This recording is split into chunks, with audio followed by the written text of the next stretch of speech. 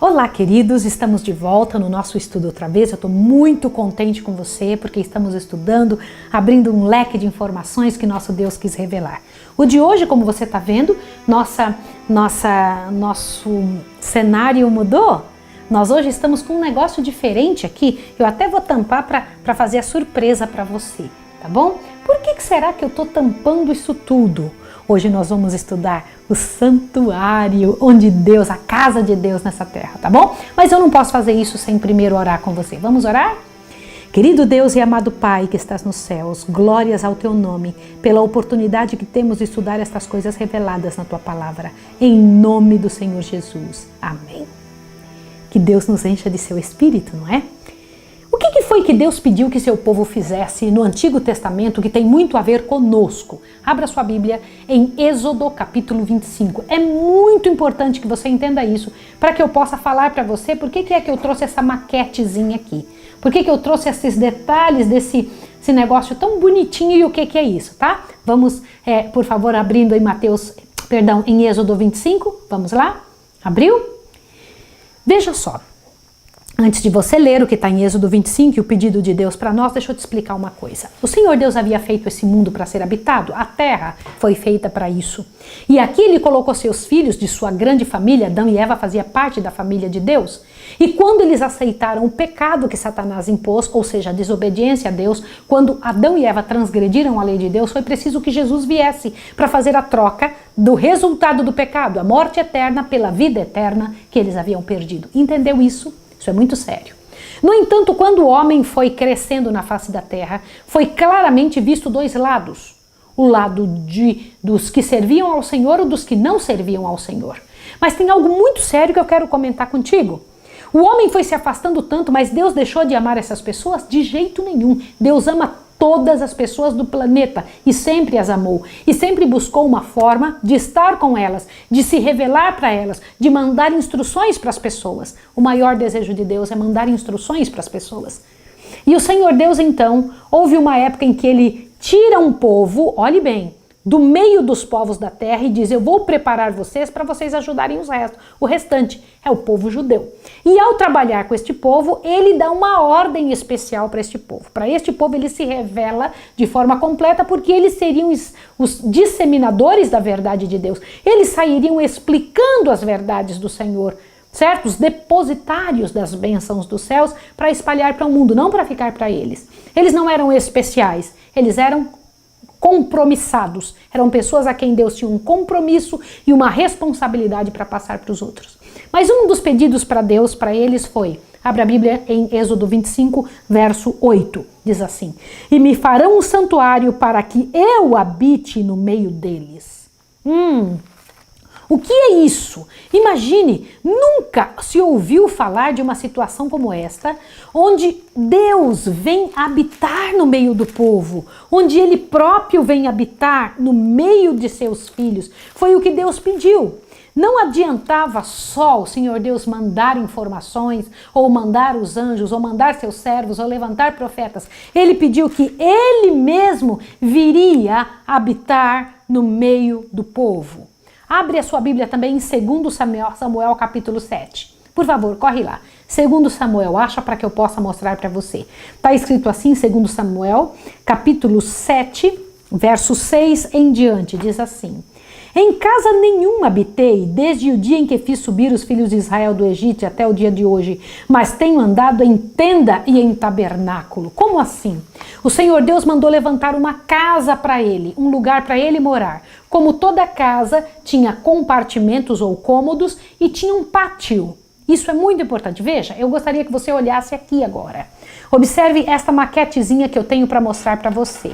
Essa maquete mostra um pátio, a parte de fora, tá vendo? Pátio, tá vendo essa parte de fora, onde você tá vendo todos esses bonequinhos, essas coisinhas pequenininhas aqui, né? Alguns móveis. E aqui a casa propriamente dita, que tem 2 compartimentos. Nas nossas casas aqui na Terra, nós temos casas com 2 quartos, sala, cozinha, 3, 4, 5. Eu conheci uma mulher que tinha uma casa com 41 quartos, é muita coisa. Mas a casa de Deus tinha só 2 compartimentos, lugar santo e lugar santíssimo. Como toda casa, possui móveis. Na parte de fora, na parte do pátio, quais eram os móveis que deveriam ser usados? Era o altar de holocaustos e a pia. Olha que interessante. Para que servia isso? E era exatamente esse lugar, tá bom? Era assim que era para ser.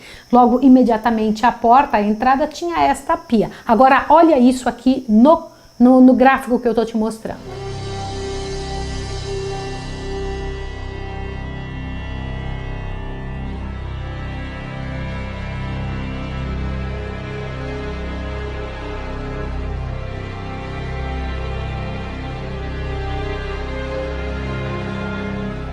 Observou esses móveis? Olha só, aí está o altar de holocaustos e a pia, tá bom. Então agora vamos entrar aqui dentro. O que é que tinha aqui dentro? Na primeira parte, que chamava-se lugar santo, eu vou até fazer um detalhe aqui, olha que coisa interessante. Eu vou tirar daqui de dentro os móveizinhos. Na primeira parte tinha só 3 móveis. Eu vou colocar aqui na frente para ficar mais fácil para os nossos câmeras pegar, tá? Tinha um candelabro todinho de ouro, olha só. Tá o candelabro com 7 lâmpadas. Eu sei que tá pequenininho aqui. Tinha também uma mesinha com pães, eram 12 pães, né? 6 de um lado e 6 do outro. E tinha um altar de incenso. Eu acho essas coisas tão bonitinhas, tão interessantes, não é? Agora, olhe isso no gráfico. Aqui está, observe. Olha os móveis do primeiro compartimento da casa de Deus. Assim que a pessoa entrava, o sacerdote entrava, à sua esquerda estava o candelabro de ouro com 7 lâmpadas. À sua direita, a mesa com 12 pães, 6 de um lado e 6 do outro. E também na frente dele, antes de entrar no segundo compartimento, antes da cortina que separava um local, um compartimento do outro, estava o altar de incenso. Tá entendida a primeira parte? Olha para cá agora. Deixa eu comentar uma coisa com você. Com poucos móveis, não é? Tinha na casa de Deus. Vamos relembrar? No pátio tinha quantos móveis? 2. O que era? O altar de holocaustos e a bacia. E agora, dentro da casa de Deus, no primeiro compartimento, no primeiro cômodo, tinha o quê?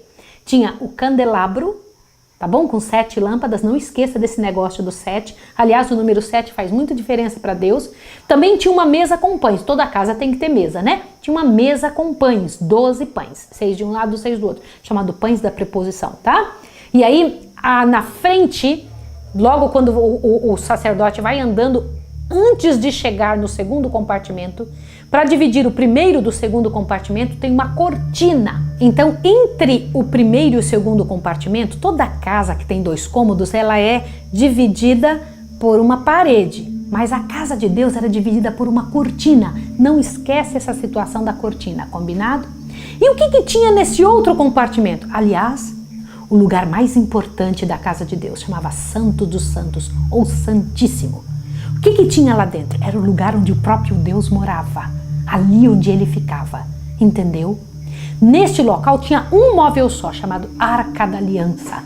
Existem filmes sendo feitos a respeito disso. O que era essa arca?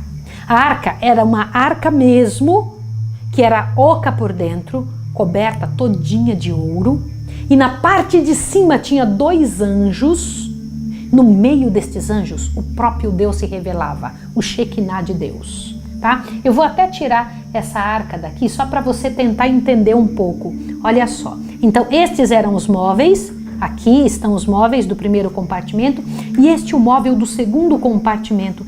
Era uma arca que tinha 2 anjos, eu vou até fazer assim para ficar mais fácil para você entender. E dentro da arca, tinha dentro da arca um jarro cheio do maná, que Deus mandou que guardasse lá dentro, as 2 tábuas da lei e a vara de Arão que floresceu. Vou tampar aqui. E aqui no meio, entre os 2 querubins, eram 2 anjos com as asas abertas. No meio, entre os 2 querubins, tinha o Shekinah de Deus, o próprio Deus habitava ali. O próprio Deus habitava ali. De onde eu tirei tudo isso? Essa tenda era toda coberta por algumas cortinas, algumas coberturas. Uma cobertura primeira de anjos. Olha só, veja que interessante. Até as cores têm uma significação especial para tudo isso. Veja, tinha a primeira ali e por último a pele de texugo aqui, ó. eram peles de animais que a gente tinha que deixar tampadinho. Então as pessoas de fora não enxergavam para dentro. Por que não enxergavam? Tinha pessoas especiais para entrarem aqui dentro, que eram sacerdotes. Existiam sacerdotes e sumo sacerdote. 2 tipos diferentes, tá bom? O pecador comum como você e eu só entrava no pátio. Nunca entrava dentro dos outros compartimentos, tá bom? Quem que entrava na primeira parte, que era o lugar santo? O sacerdote. Quem que entrava no lugar santíssimo? O sumo sacerdote. Quando? Por favor, abra sua Bíblia aí. Êxodo 25, eu sei que você está em Êxodo 25, e já vamos observando alguns detalhes. Olha que interessante, Êxodo 25 tem que título? Ofertas para o tabernáculo, a casa de Deus. Êxodo 25, verso 10, qual é o título que está aí? A arca. Olha que interessante, a arca, esta, tá? Depois o 25, 17, o propiciatório. O propiciatório é a tampa da arca, tá bem? Êxodo 25, 23 está a mesa. Lembra a mesa? Olha ela aqui. Não é interessante ver? Êxodo 25, 31, o candelabro. Como é que era que deveria ser feito? Deus foi dando as medidas, o jeito certinho de tudo ser feito. O Êxodo 26 fala o tabernáculo. Êxodo 25, 17, as tábuas do tabernáculo, as tabuinhas, tudo como deveria ser. Deus deu indicações tremendas. Êxodo 25, 31, o véu do tabernáculo. Ou a cortina, tá? Êxodo 27, o altar dos holocaustos. Lembra o altar dos holocaustos? Olha aqui, ó, o altarzinho dos holocaustos. Olha lá, o capítulo 27, verso 9, o átrio do tabernáculo, o pátio de fora, ou átrio, tá? O 27, verso 20, o azeite puro. O 28 começa a mostrar as vestes sacerdotais. Até isso tinha que ter, como é que eles tinham que se vestir. Deus dava indicações muito claras. O 29, a consagração dos sacerdotes. Você fala, mas Maísa, para que tudo isso? Eu quero que você volte um pouquinho. Por que isso? Dá uma olhadinha o que Deus vai dizendo ali, bem claro, em Êxodo 25, verso 22. Lê junto comigo. Ali virei a ti, e de cima do propiciatório, do meio dos 2 querubins, que está sobre a arca do testemunho, falarei contigo acerca de tudo que eu te ordenei aos filhos de Israel. Deus mesmo falaria ali. Olha, outro detalhe, o 25, verso 15 e 16. Aos varais permanecerão na argola da arca, não se tirarão dela. Então porás na arca o testemunho que eu te darei. As tábuas seriam colocadas dentro da arca. Outro detalhe, veja o que é que Deus diz aqui no 25, verso 40. Olha a instrução que Deus deu. Vê que faças conforme o modelo que te mostrei no monte. Peraí, se Deus estava dando modelo, já existia algum desse? Será que existe um desse no céu?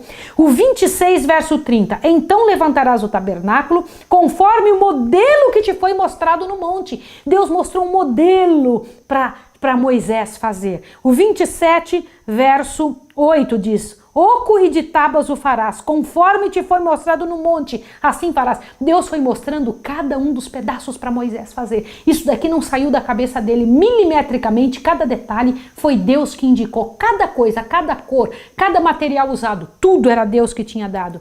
Olha lá, agora veja aqui as vestes dos sacerdotes também. Mas eu preciso te mostrar um outro detalhe interessante.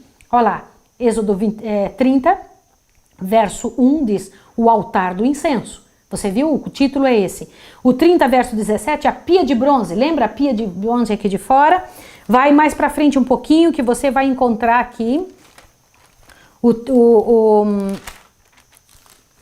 coisas interessantes que você vai ver. Olha, o 36, abre lá 37, Êxodo 37, a arca. Aí aqui vem dizendo como é que foi feita, do 37 até o 39, vai te dizendo como é que foi feita. Em 40, Êxodo 40, o tabernáculo é levantado. Deus levanta pessoas para fazer isso. Aí eu te pergunto, mas Maísa, para que tudo isso? Agora vai em Hebreus. Será que isso tem a ver conosco? Para que o Senhor Deus fez isso? Lembra que ele disse que era um modelo? Aí vai lá em Hebreus.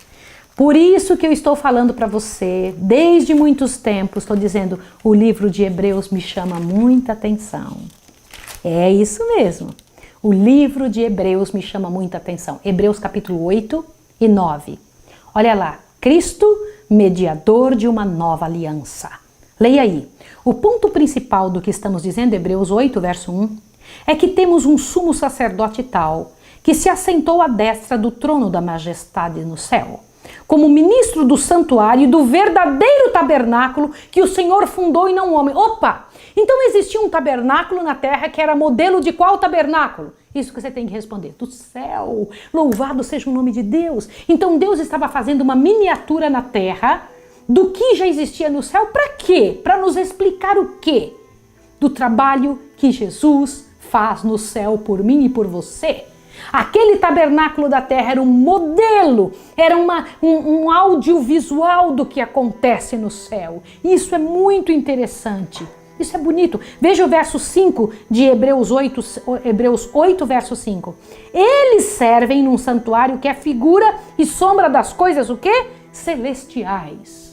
Quando você estuda esse tabernáculo, você está tentando entender as coisas de onde? Do céu. No próximo estudo, eu vou estudar com você como é o santuário do céu.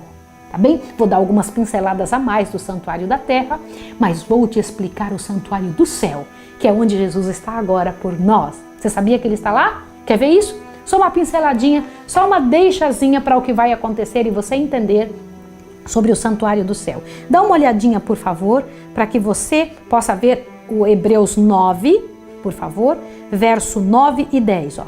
Esta é uma parábola para o tempo presente em que se oferecem tantos dons como sacrifícios, que quanto à consciência não pode aperfeiçoar aquele que presta o culto. Não passam de ordenanças, como com bebidas e várias oblações impostas até a época da reforma. Mas Cristo, tendo vindo como sumo sacerdote dos bens já realizados, por meio de um maior e mais perfeito tabernáculo, não feito por mãos, isto é, não desta criação, e não por meio de sangues de bezerros ou de bodes, mas pelo seu próprio sangue, entrou no Santo dos Santos uma vez por todas, havendo obtido uma eterna redenção. Olha só! Deus estava mostrando para o povo de Israel na terra o que acontece no céu para poder espalhar isso para todas as nações. E hoje eu estou fazendo esse trabalho mostrando para você também. Quero orar com você agora para que em nome de Jesus você esteja ansioso para estudar o próximo assunto. Leia Hebreus 8 e Hebreus 9 para que fique mais fácil para o próximo estudo, tá bom? Vamos orar juntos? Santo Deus e amado Pai, obrigada. Bendito seja o teu nome por esses estudos. Encha-nos de ânimo e de coragem. Ensina-nos, ó Pai. Faça-nos entender a tua vontade. Em nome de Jesus. Amém. Deus abençoe você e até o próximo estudo.